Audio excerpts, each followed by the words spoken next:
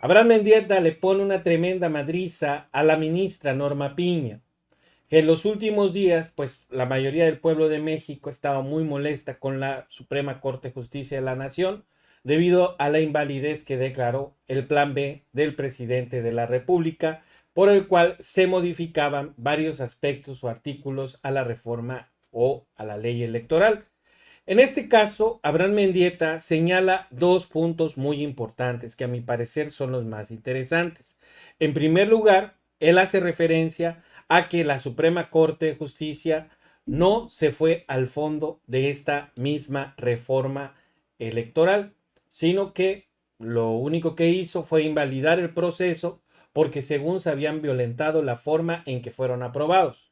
Y en segundo lugar, porque no sé si ustedes recuerdan que habían hecho referencia a los propios diputados del PRIAN que iban a entrar en una moratoria constitucional en donde no iban a aprobar nada de lo que enviara el presidente de la República o lo que propusiera Morena. Ante esta situación, pues Abraham Mendieta explica de qué se trata todo esto. Parte del plan B, ¿no?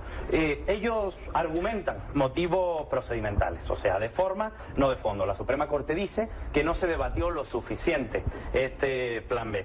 Ahí ya está el primer problema, porque se atribuyen una facultad que no le corresponde, la facultad legislativa. A ver, quien decide si algo se discutió lo suficiente o no es la mesa directiva del Congreso. Llama a votación económica y el Pleno vota si algo está suficientemente discutido. Segundo, fue la oposición la que dijo que no había nada que discutir, que ellos iban en contra de toda la reforma y que estaban en moratoria, que no había nada que discutir y que todos lo iban a votar en contra. Y además, el procedimiento que se utilizó es la dispensa de trámite, un procedimiento legislativo que está reglamentado, artículos 59 y 60 del reglamento de la Cámara de Diputados, que por cierto reglamentó en su momento el PRI y el PAN. Para que veamos la hipocresía de la Suprema Corte, en 2018, cuando se discutió la acción de inconstitucionalidad de la Ley de Seguridad Interior, algunos ministros dijeron que, como se aprobó con dispensa de trámite, se debería anular procedimentalmente. Pero el Pleno de los Ministros de la Suprema Corte decidió que los motivos procedimentales no eran suficientes para declarar la inconstitucionalidad de una ley y se fueron a atender el asunto de fondo, el contenido de esa reforma, y entonces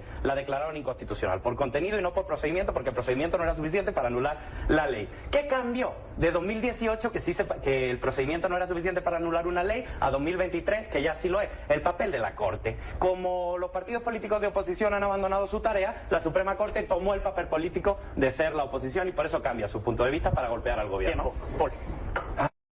Y miren, un punto muy importante.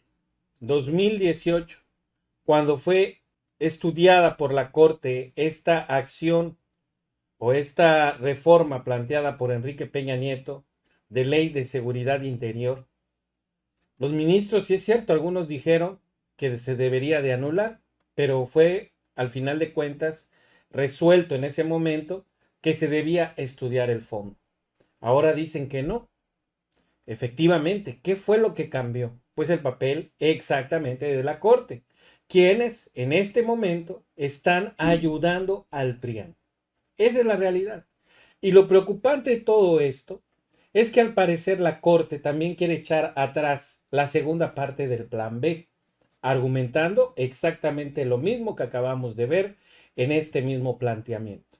La pregunta concreta es, si Morena y sus aliados tenían la mayoría para cambiar y modificar esta ley, ¿habría cambiado significativamente el resultado de la votación si en dado caso hubiera estado bien discutido por la o por los diputados de la oposición, que según ellos aseguraban que no sabían de qué se trataba esa misma reforma y que como no sabían el contenido de la misma, pues entonces votaron en contra? Mentira. Ellos habían dicho claramente que se declaraban en moratoria constitucional.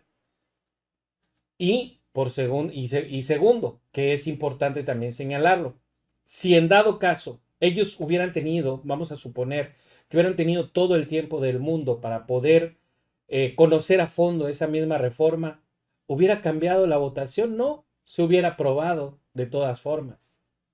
Entonces, lo que hizo la Suprema Corte de Justicia es muy grave. Y qué bueno que el presidente, en este caso, pues ha mantenido su postura bastante enérgica en contra de la Suprema Corte de Justicia de la Nación. Ahora, lo preocupante es que, según a lo que mencionaron varios de los ministros en la Suprema Corte de Justicia, es que se debe de escuchar a las minorías. Ustedes háganme el santísimo favor. Cuando tenía mayoría el PRI, cuando tenía mayoría el PAN, nunca escucharon a los partidos de oposición. Siempre aprobaban lo que el presidente enviaba y también las iniciativas del propio partido o del propio, digamos, de los propios diputados del PAN o del PRI. Entonces, ¿realmente Morena está actuando autoritariamente por tener una mayoría que en este momento no es calificada? Pues no, definitivamente no. Y esto le abre sobre todo una oportunidad a que la Suprema Corte de Justicia de la Nación les dé un pretexto a los diputados y senadores de oposición a no presentarse cuando se quiera modificar la Constitución y con ese pretexto decir que ellos o declararla inválida porque ellos no sabían o no estuvieron presentes en ese momento. Fíjense, nada más para que ustedes se den una idea de cómo esto que les digo es verdad. Aquí vemos las declaraciones de Santiago Taboada, el actual alcalde investigado por el cártel inmobiliario. Un proyecto. Y les decía también porque estoy muy contento. Por supuesto, por el respaldo y por el agradecimiento de los partidos. Y también porque hoy la Corte le puso un hasta aquí a estas aplastantes mayorías que no debaten. Y por eso también hay que, porque la Corte le dijo al plan B del presidente, hasta aquí. Y eso habla de que hay un poder que no está arrodillado frente al presidente. Y eso nos tiene que llenar de muchísimo gusto y, por supuesto, de muchísima convicción para seguir luchando. Y pues por lo antes expuesto, muchas gracias. Le puso un alto a las aplastantes mayorías. En pocas palabras, que tienen que negociar. No, claro que no. Definitivamente no se tiene nada que negociar con el PRIAN. Estos partidos que siempre se han dedicado a robar, que han saqueado el país y a los mexicanos. Si no, vean la forma en que vive Alejandro Moreno Cárdenas.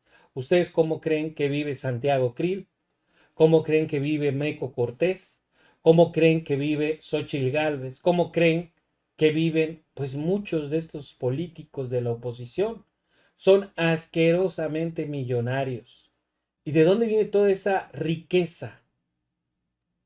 ¿Acaso es por el arduo trabajo? ¿Por servir al pueblo de México? ¿O por servirse del pueblo de México?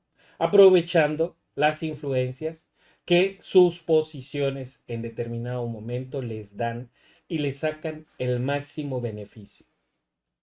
La Suprema Corte, en pocas palabras, le abre esta puerta a la oposición para que, según negocien con Morena y se puedan aprobar leyes. Están equivocados. Los diputados de Morena no tienen que negociar absolutamente nada con el PRIAN, porque son dos proyectos completamente distintos de nación y porque el presidente de la República lo ha repetido hasta el cansancio. Nada de cochupos, nada de acuerdos. No hay que negociar absolutamente nada con estos partidos políticos. Pues la verdad, muy interesante el punto de vista expuesto en este debate que se armó en Milenio y que Abraham Mendieta pues le pone en su lugar a la ministra Norma Piña. Pues amigos, esa es la información que yo tengo por el momento. Espero que les haya gustado. Si les gustó, por favor, denle like a este video. También los invito a que me sigan a través de mi cuenta de Twitter. Me pueden buscar como Domínguez @express con _MX. Y de igual manera, los invito a la página de Facebook de las benditas redes sociales. Nos vemos en un siguiente video. Saludos. Bye bye.